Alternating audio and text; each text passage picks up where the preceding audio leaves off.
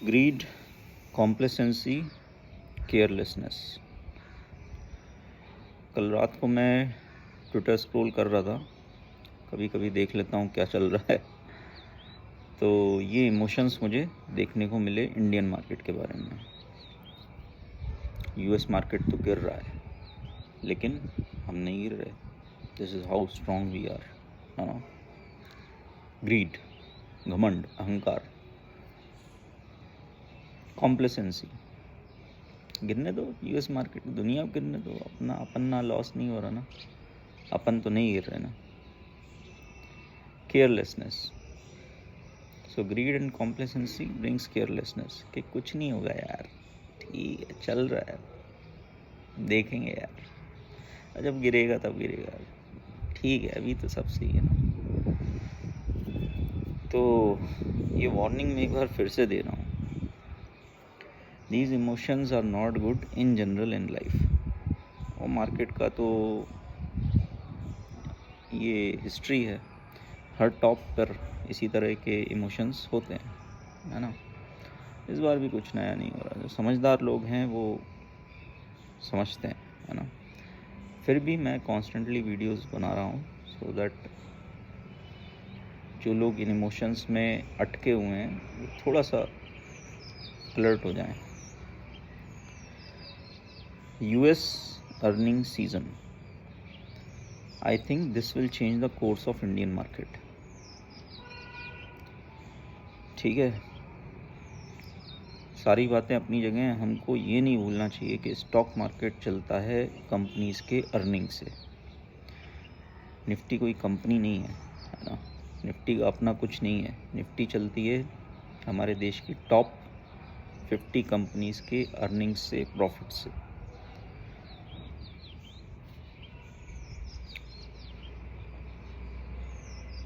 Indian market की सारी companies का बिजनेस किसी ना किसी तरह यूएस में है। ठीक है, कुछ का बहुत ज़्यादा है, कुछ का कम है, बट किसी ना किसी तरह से इंडिया की सारी कंपनी, टॉप बड़ी कंपनीज की बात कर रहा हूँ जो इंडेक्स को चलाती हैं, ये डिपेंडेंट हैं यूएस की इकोनॉमी पर। ठीक है, एक एग्जांपल लेता हूँ। बहुत लोग जो ये वीडियो देख रहे हैं, आप लोग आईटी में जॉब करते होगे, है ना। तो आपके जो भी हैं प्रोजेक्ट्स हैं, कोई प्रोजेक्ट में काम कर रहा है, कोई प्रपोजल सेल्स में है ना, रिक्रूटमेंट में है, सबका अपना अपना है। तो ये चीज़ आपने कई बार एक्सपीरियंस की होगी कि कई बार प्रोजेक्ट हॉल्ट पे चले जाते हैं, लोग बेंच पे आ जाते हैं, प्रपोजल्स जो हैं वो आना बंद हो जाते हैं न्यू प्रोजेक्ट के। ये सब चीज़ें चलती हैं ना, आपसे ज़्यादा आप ऑन ग्राउंड आपको पता है। अब यूएस की कंपनीज जो बड़े बड़े बैंक्स हैं, है ना, जिनसे आईटी को ऑर्डर्स मिलते हैं, जस्ट फॉर एग्जांपल आईटी का ले रहा हूँ मैं, सारे सेक्टर्स के लिए बात सेम ही है, थोड़ी आईटी की डिपेंडेंसी ज़्यादा है, सो मैं रिलेट कर रहा हूँ।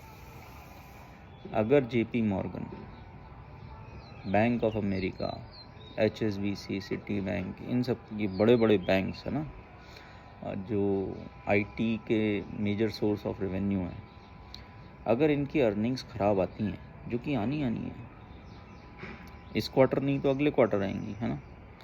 अक्टूबर ये अर्निंग सीज़न है और 15 अक्टूबर के आसपास, मिड अक्टूबर में ये बड़े बड़े बैंक्स अगले हफ्ते से अपनी अर्निंग्स देने वाले हैं।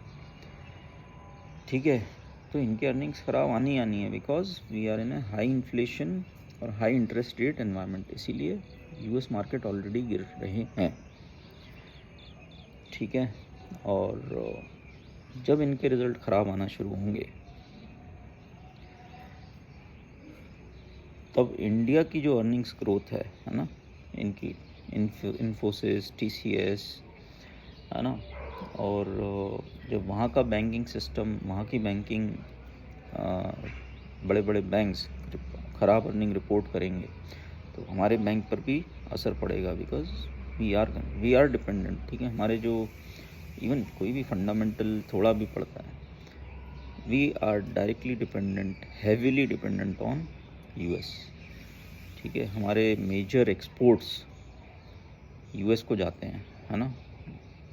इसीलिए आपने देखा है कि कोई भी रिसेशन ऐसा नहीं हुआ जिसमें यूएस मार्केट गिरे और इंडिया ना गिरे, हमेशा गिरते हैं। थोड़ा ऊपर नीचे देर सबेर थोड़ी हो जाती है, नॉर्मल बात है। तो जब यूएस की इकोनॉमी स्लो डाउन हो रही है, वहाँ जेरोम पावेल बोल रहा है we want to slow down the demand, we want unemployment, है ना। और तो जब high inflation, high interest rate environment में लोन महंगा है, डिफ़ॉल्ट करने के चांसेस ज़्यादा हो रहे हैं। क्रेडिट स्विस का आप लोग पढ़ ही रहे होंगे, इन्फ्लेशन बहुत ज़्यादा है ना। ये सब दिक्कत है। तो इनका अर्निंग सीज़न इस क्वार्टर नहीं तो अगले क्वार्टर ख़राब आना ही आना है। तो तब इंडियन मार्केट जागेगा कि यार अब लगने वाली है अर्निंग सीज़न, मतलब अर्निंग्स इंडियन कंपनीज़ की गिरने वाली हैं। बिकॉज जो ऑर्डर्स अभी पाइपलाइन में हैं सब, वो सब दिख रहा है, इंडिया का ग्रोथ अच्छा है, ठीक है। जब ये कैंसिल होंगे या होल्ड पे जाएंगे तो फिर वो अर्निंग्स एडजस्ट होंगी कि भाई पहले जितना ग्रोथ था अब उतना नहीं है, और फटाक से अचानक से इंडियन मार्केट सब एडजस्ट कर लेगा यूएस के साथ। ये हमेशा हुआ। सो इस बात से अवेयर रहो, है ना। शायद ज़्यादा टाइम नहीं बचा है, अगले हफ्ते से बड़े बड़े बैंक्स यूएस के रिज़ल्ट डिक्लेयर करने वाले हैं और मार्केट बहुत जल्दी एडजस्ट करेगा यूएस के साथ, ठीक है यार। और मैं ये वार्निंग्स दे रहा हूँ, this is mainly for investors, क्योंकि वही लोगों के पास बड़ा पैसा होता है। कोई 50 लाख लगा के बैठा है, कोई 25 लाख लगा के, कोई 10 lakh, which is a big amount for any Indian family, ठीक है। मेरे वीडियोस से कुछ सट्टेबाजी भी लोग करने लगते हैं। अच्छा क्रैश होने वाला है, पुट ले लेता हूँ 15 अक्टूबर। अच्छा वाइस ट्रेडर बोल रहा है मिड अक्टूबर से अर्निंग सीजन, कौन सी एक्सपायरी है, 13 अक्टूबर, 19, 20 अक्टूबर, कौन सी, पुट ले लेता हूँ। तो लोग सट्टा खेलने लगते हैं। भाई मैं तो 2 महीने 3 महीने से बोल रहा हूँ मार्केट बहुत वोलेटाइल होने वाला है, ठीक है। सारे शॉर्ट टर्म ट्रेडर्स, चाहे बुल हो या बियर, दोनों तरफ से मार्केट साफ कर रहा है। अगेन कल का एग्जांपल ले लो, गैप डाउन हुआ, बाइंग आई, बियर्स ने जितना सोचा उतना मिला नहीं, बुल्स वही जोश में ये बाय करते हैं और रिटर्न्स भी मिले। ऑब्वियसली जिस तरह की क्लोजिंग हुई, अच्छी स्ट्रॉन्ग क्लोजिंग थी गैप डाउन से। आज क्या चल रहा है, एसजीएक्स निफ्टी डाउन है ना, कुछ 17,100 के आसपास जो भी है, डाउन है और गैप डाउन खुलेगा। बियर्स कल भाग गए होंगे, है ना, जो वीकली है, क्योंकि क्या करें, गिरता ही नहीं है मार्केट, गिरने का नाम ही नहीं लेता है। बुल्स जो है वो आज उनके कॉल्स जो है 40-50% फिर से डाउन होंगे। तो मार्केट जब ऐसा चले, वोलेटाइल रहे, देखो यार, not just stock market volatile होने वाला है, ये प्रेडिक्ट मैंने कैसे कर लिया था, बिकॉज मैक्रोज स्टेबल नहीं है।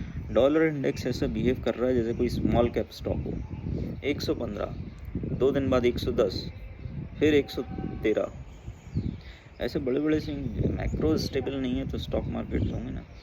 और उसके बाद जियो पॉलिटिक्स स्टेबल नहीं है, यूक्रेन, रशिया, नाटो, ये वो क्या क्या चल रहा है, किसी ने किसी का ब्रिज उड़ा दिया, किसी ने फिर मिसाइल अटैक, लड़ के मारे जा रहे हैं। तो जब माहौल ऐसा है तो वहाँ पे मार्केट की रिस्पेक्ट करना चाहिए। हमेशा वीकली ऑप्शंस में ट्रेड करना समझदारी नहीं होती। एक ट्रेडर को एडजस्ट करना आना चाहिए मार्केट के मूड के साथ, कि मार्केट भाई इतना वोलेटाइल है तो हम पहले सेफ्टी देखें। बल्लम तो है नहीं, भगवान तो है नहीं कि गैप डाउन भी एक्यूरेटली प्रेडिक्ट कैच करेंगे, रिकवरी भी एक्यूरेटली ट्रेड करेंगे, और अगले दिन का गैप डाउन जो भी है सब एक्यूरेटली। भगवान तो कोई है नहीं।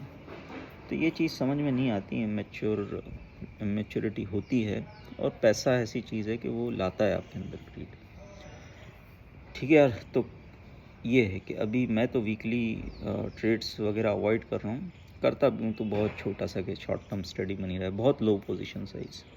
बट किस तरह से मार्केट को शॉर्ट करना है, इस मार्केट को जिसमें पोटेंशियल है कि अगर इंडियन मार्केट एडजस्ट करते हैं यूएस मार्केट के साथ, और ये ग्लोबल रिसेशन आगे बढ़ता है, इसके चांसेस अच्छे खासे हैं, तो कैपिटल 3 टाइम्स 4 टाइम्स और ज़्यादा भी हो सकता है विद लिमिटेड रिस्क, है ना।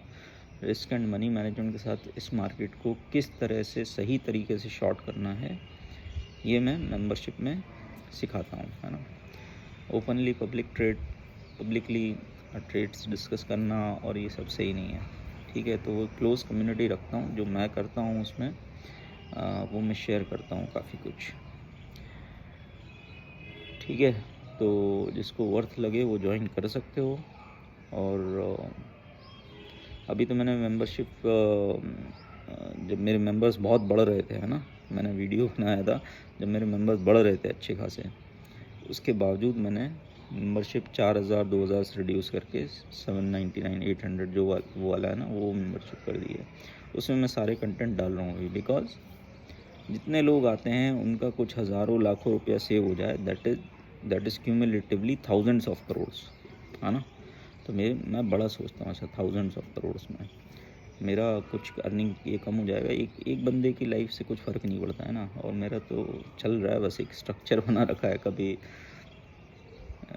कम हो कभी ज़्यादा हो, सब चलता रहता है। बट मार्केट ऐसे फेज़ में है कि ज़्यादा से ज़्यादा लोग सही डिसीजन ले पाएँ अपना।